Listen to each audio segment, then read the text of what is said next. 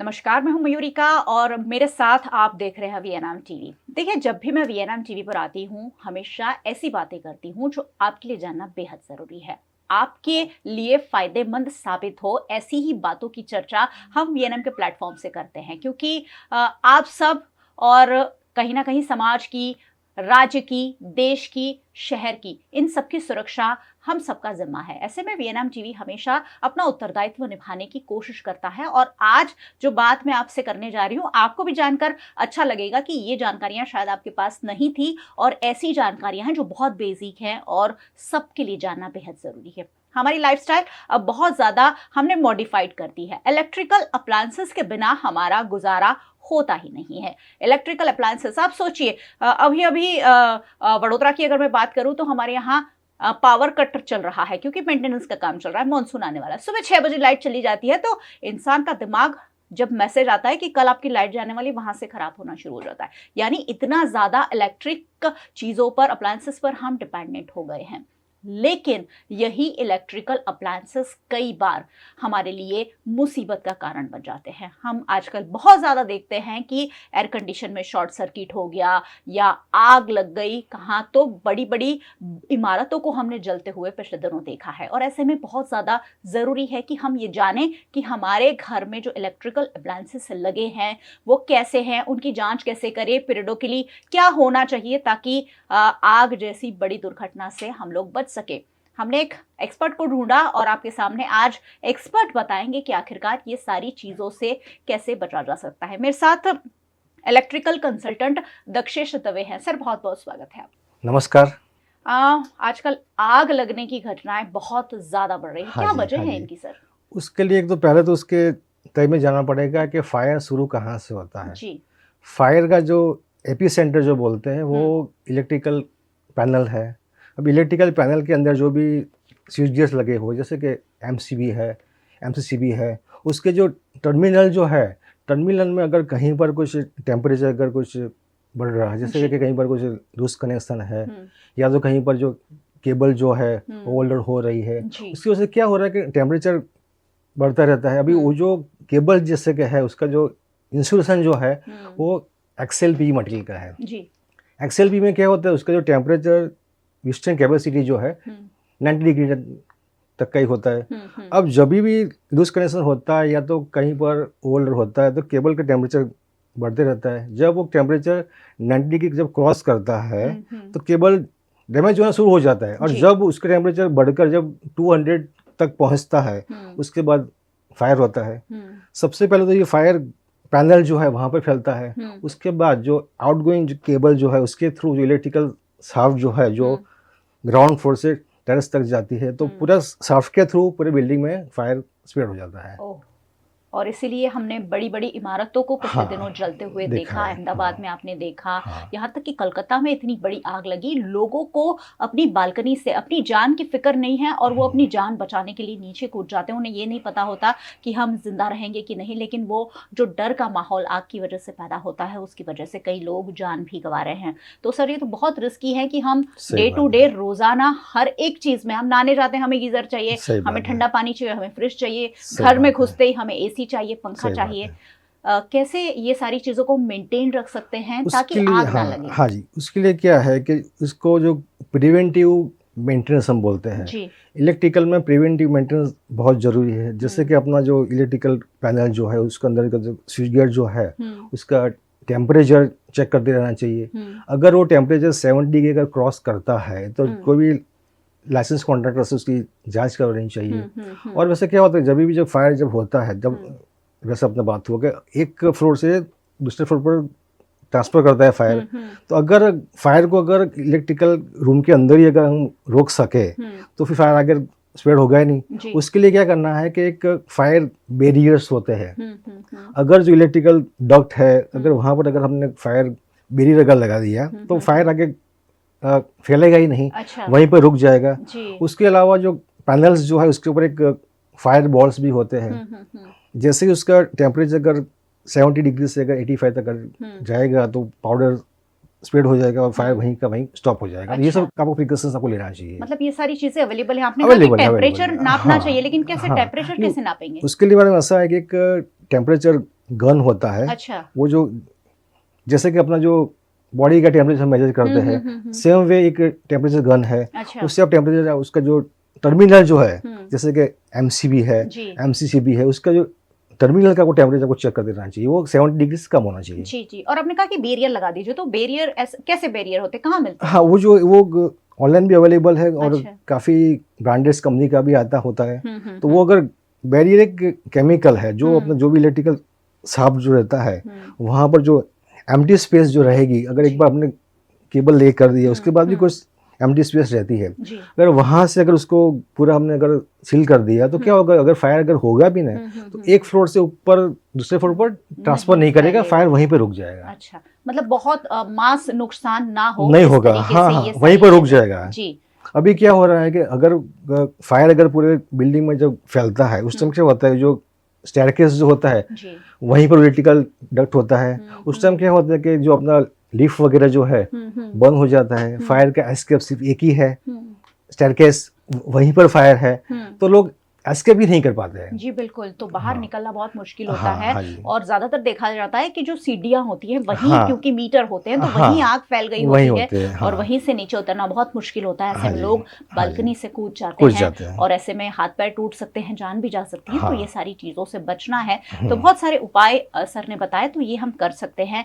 कितने जरूरी है कि ये सारे उपाय आजकल करने चाहिए, इतने सारे जब अप्लायंसेस हम यूज कर रहे हैं? नहीं मैडम, करने ही चाहिए। आजकल जो अपना जो GDCR जो है, गवर्नमेंट ने एक नया CA भी नोटिफिकेशन दिया है, उस सब में ये सब इंडिकेशन है ही कि आपको अगर हाईराइज बिल्डिंग है तो आपको कौन सी वायर यूज़ करनी है। जैसे कि कॉमन वायरिंग जो है वहाँ पर आपको FRLS या तो ZHFR वायर ही आपको यूज़ करना है। ये सब तो नोटिफिकेशन तो ऑलरेडी है, मगर लोगों को अभी अवेयरनेस नहीं है ये सब बातों की, तो बस अवेयरनेस फैलाने का ही अपना काम है। जी बिल्कुल, अवेयरनेस बहुत ज़्यादा ज़रूरी है, क्योंकि घर में छोटे बच्चे होते हैं, बुजुर्ग होते हैं, हर व्यक्ति की जान बहुत ज़रूरी होती है। ऐसे में बहुत ज़्यादा ज़रूरी है कि इलेक्ट्रिकल अप्लायंसेस जो हैं उसका ध्यान से इस्तेमाल किया जाए। उनका मेंटेनेंस कितना ज़रूरी होता है? उस पर ऐसा मैडम कि जो मेंटेनेंस की जो बात है, जो प्रिवेंटिव मेंटेनेंस है, जी। जैसे मैंने आपको बताया कि जो टर्मिनल जो है उसका टेम्परेचर चेक करना है, तो वो टेम्परेचर जो है वो 70 डिग्री से कम होना चाहिए। और वो टेम्परेचर आपको साल में कम से कम 3 बार चेक करना, जैसे कि प्री समर है, प्री मानसून है, प्री विंटर। अगर आपने 3 बार अगर आपने चेक कर लिया, उसके अलावा जो वोल्टेज जो है, वोल्टेज की वजह से भी कभी कभी फायर होता है, क्योंकि उसमें क्या होता है कि आप जैसे कि अपने घर में फ्रिज है, टीवी है, माइक्रोवेव जैसे कि है, वो जो भी इक्विपमेंट जो है वो सिर्फ 240 वोल्ट के लिए ही डिजाइन हुए हैं। जी जी। अभी क्या हो रहा है कि सभी के घरों में सोलर सिस्टम लगने लगे हैं, उसकी वजह से क्या होता है, जो एक्सेस पावर जो है वो ग्रिड में चला जाता है, उसकी वजह से वोल्टेज डिस्टर्ब हो रहा है। तो आपको वोल्टेज को भी मॉनिटर करना चाहिए। अगर वोल्टेज अगर आपका बढ़ रहा है तो आपको जो नीयरेस्ट MGUCL का जो ऑफिस जो है वहाँ पर कंप्लेन देना चाहिए, या तो वोल्टेज स्टेबिलाइजर भी अवेलेबल है, वो अगर आप लगाते हो तो उससे भी आपका इक्विपमेंट का लाइफ भी आपका बढ़ेगा और फायर के चांसेस कम हो जाएगा। जी, तो ये सारी चीज़ें वो हैं जिसकी हमें जानकारी होना ज़रूरी है। और मेरे मन में जो सवाल आ रहा है, आपके मन में भी आ रहा होगा, ये सब कोई आदमी खुद कैसे करेगा? क्या इलेक्ट्रिशियन ये काम कर सकते हैं? उसमें ऐसा है कि इसके लिए भी जो लाइसेंस इलेक्ट्रिकल कॉन्ट्रैक्टर जो है उसी के थ्रू आपको करवाना चाहिए। क्योंकि क्या होगा कि आप किसी से भी अगर आप करवाते हो, उसको अगर प्रॉपर नॉलेज नहीं भी है तो आपको कुछ भी गाइड करेगा, आप कुछ भी करोगे, तो उसके लिए गवर्नमेंट अप्रूव लाइसेंस कॉन्ट्रैक्टर है, उसी के थ्रू आपको करना चाहिए। जी बिल्कुल, तो यानी एक्सपर्ट के पास करना चाहिए। हमेशा ही हम डॉक्टर्स के पास जब जाते हैं तो एक्सपर्ट डॉक्टर जो उसी बीमारी का इलाज करता हो उनके पास जाना पसंद करते हैं। तो ये भी कुछ ऐसा ही है कि एक्सपर्ट के पास आप ये सारी चीज़ों को करवा सकते हैं। आजकल एयर कंडीशन में शॉर्ट सर्किट की बात बहुत ज़्यादा सामने आती है, ये सच है या फिर ऐसी ही अफवाह है कि हवा फैलाया जा रहा है? AC अब हम सब इस्तेमाल करते हैं, एक घर में 4-5 AC चलते हैं, क्या AC ज़्यादा चलाने से आग लगती है, ऐसा माना जा सकता है? इसमें ऐसा है कि ज़्यादा चलाना कोई प्रॉब्लम नहीं है, अगर आप उसको प्रॉपर प्रिवेंटिव मेंटेनेंस करते हो। जैसे कि आपका AC का जो ODU है, ठीक है, ODU में जो भी अपना जो अपने बड़ौदा में जो भी टेम्परेचर जो है 42 डिग्री के आसपास है, AC का जो आउटडोर जो है उसमें से 55 डिग्री एयर थ्रू होता है। जी। अगर वो एयर प्रॉपर तरीके से अगर बाहर नहीं निकला, अगर अंदर के अंदर अगर घूमता रहा तो टेम्परेचर बढ़ेगा और वहीं पर फायर क्रिएट करेगा।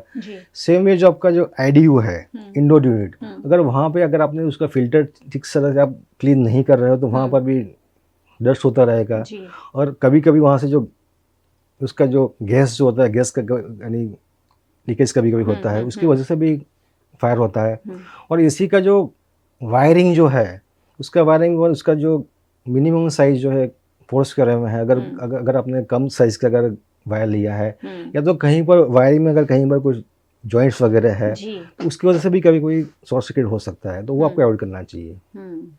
तो ये सारी बातों को बहुत ज़्यादा हमें ध्यान में रखना ही चाहिए। कई बार सर स्विच बंद होते हैं फिर भी करंट आता है, ये क्या होता है? उसमें क्या होता है कि कभी कभी कहीं पर कुछ लीकेज से अगर उसका अर्थिंग अगर ठीक से नहीं किया हुआ है, अर्थिंग का भी इतना इंपॉर्टेंस है। अगर आपने प्रॉपर तरीके से अर्थिंग नहीं किया है तो भी कभी कभी लीकेज होता है, वो सब इश्यू मतलब अर्थिंग भी हमेशा ही क्लियर रखना जरूरी है, वरना वो भी कोई दुर्घटना कभी भी कर सकता है। चलिए अब आखिरी एक सवाल ले लेती हूँ कि एक आम नागरिक, एक आम आदमी इन सारी चीजों से कैसे बच सकता है? घर में कोई चेंजेस होने चाहिए? उसमें ऐसा है, तो पहले तो जैसे भी अगर आप आपका कुछ घर बना रहे हो या तो कुछ कॉमर्शियल बिल्डिंग है या तो ऑफिस है, वो ऑफिस का आपको काम शुरू करने से पहले अगर कोई इलेक्ट्रिकल कंसल्टेंट से डिजाइन करवाना चाहिए।